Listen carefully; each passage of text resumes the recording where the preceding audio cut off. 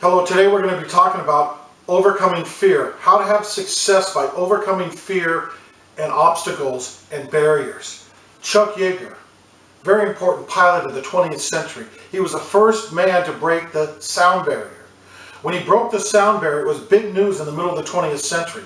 It was amazing. People thought it was just absolutely amazing. So reporters were surrounding Chuck Yeager and they said, Chuck, what was it like to break the sound barrier? What was it like? How did it feel? What was happening when you broke the sound barrier? What's it like to be the first person ever to break the sound barrier? And Chuck Yeager said, well, what happens right before I broke the sound barrier was my plane started shaking the most. And then I broke through the sound barrier. And with you, there might be a whole lot of shaking going on right now. You don't know how you're going to get it, but perhaps you're right ready to make your breakthrough. And that's what we're going to be talking about today. How do we do that? By having a sound mind. Having a sound mind. Be an intelligent person, not just an emotional person. Make sure that your emotions are led by your mind, by your rationality, by the truth, by logic, not the other way around. Too many people are led by their emotions, and that's a bad idea.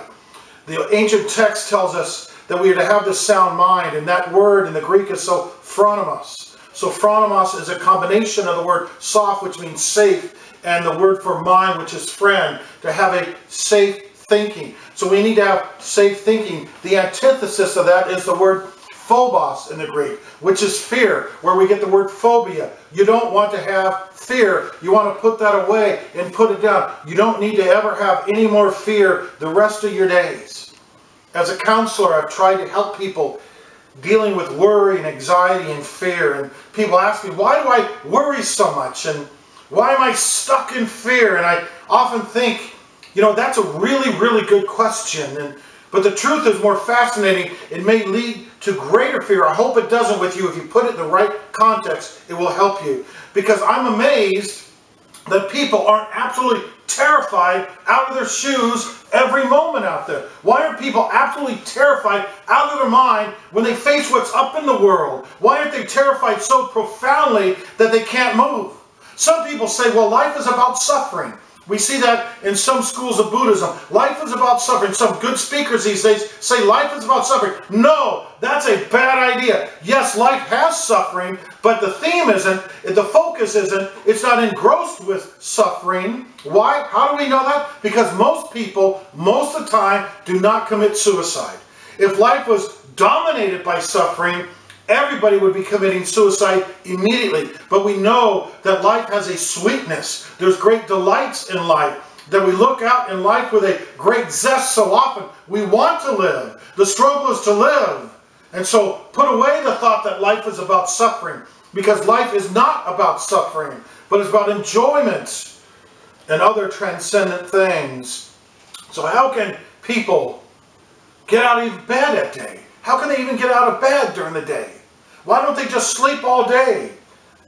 See, without focusing on hope and going forward, it's scary out there. There's monsters out there, if you will. There's stifling pain out there. There's hellish forces out there. And you understand that. You've seen that. And worry and fear without hope are completely understandable. Seasons of calm and peace, that's the mystery. Why do we have that? But we have that in abundance. And you say, well, I often don't follow through. Too often, I'm not really committed. Okay. But without hope, it's a mystery that you even get up and get anything done. Well, you made your bed. Super. You tied your shoelaces. Bravo. That's good. But you have to be committed. You have to go forward. Frozen in neutral is the default position so many times. Frozen without being able to move is the automatic response to the darkness and the challenge out there. Why do so many people use heroin? My question is, why don't so many more use heroin? Why aren't more taking more and more heroin and other such hard drugs? See, I'm not advocating such, and most people don't, because we do enjoy life. We love life. And we know that. Why aren't more and more people taking more and more drugs like the lab rats that are being tested with strong pain meds, and the lab rats being tested for those strong pain meds are pining for more and more, and the rat will keep asking for more and more of the pain med until it dies.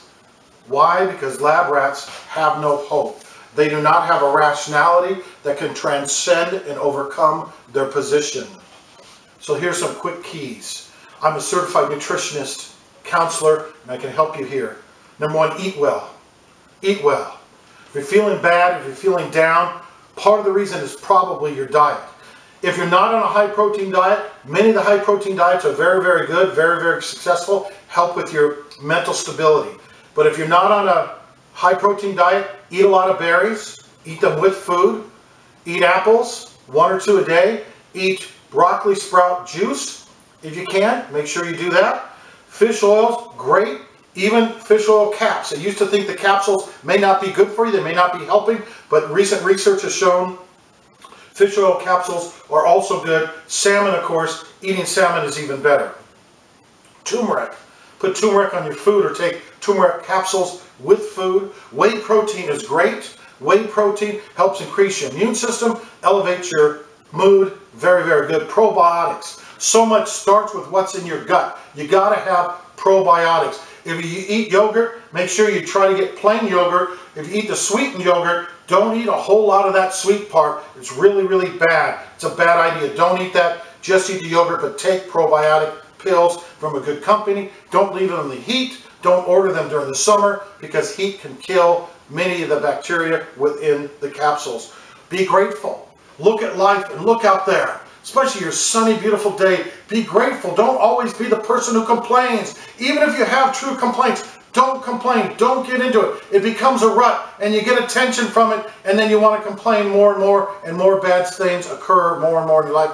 Don't do it. End the cycle. Stop the complaining, but be grateful. 3, exercise. You've heard that over and over again. You got to plan it. Here's a tip. Since you've already heard so often that you need to exercise and many of you aren't, here's the way you do it.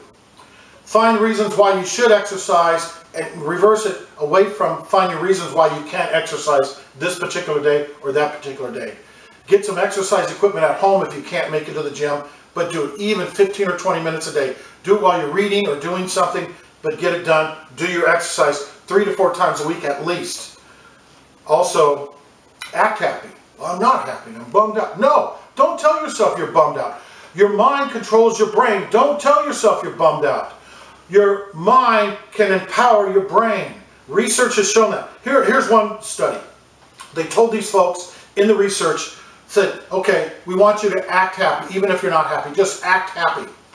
And so they were supposed to be like actors and actresses and act like they were happy all this period of time. And after the time was over, the research found that these people were truly much more happy, were happier than they were before they started the research, just because they were acting happy. So it increased their happiness, including their brain chemistry. So act happy. Tell yourself. There's many reasons why you should be happy every day. Act happy.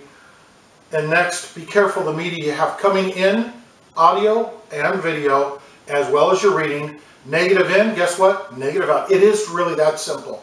Research has borne that out. When you put a bunch of negative stuff in your ears, in your eyes, you're reading it, viewing it, seeing it, listening to it, negative starts going in your brain and coming out. Don't do it. It's a bad idea. Next, you've heard this many times, but get a list of goals. A list of simple goals, small goals that you can step-by-step fulfill, and then just go for it.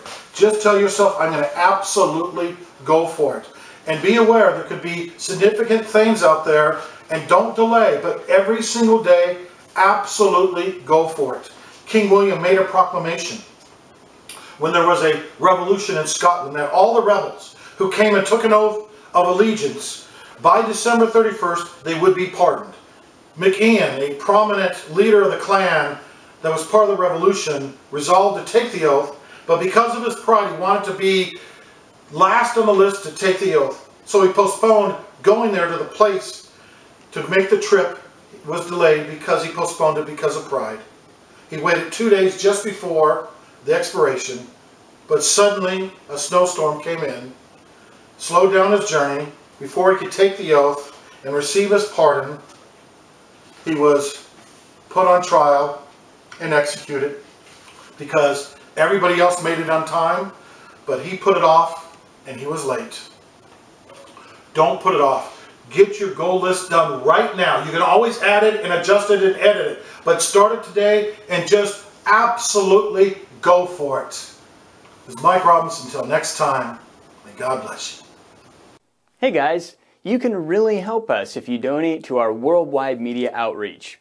Just go to our Patreon page at Mike Robinson Apologetics on Patreon, or click the donate button on our main page on YouTube and give as the Lord leads. Thank you so much.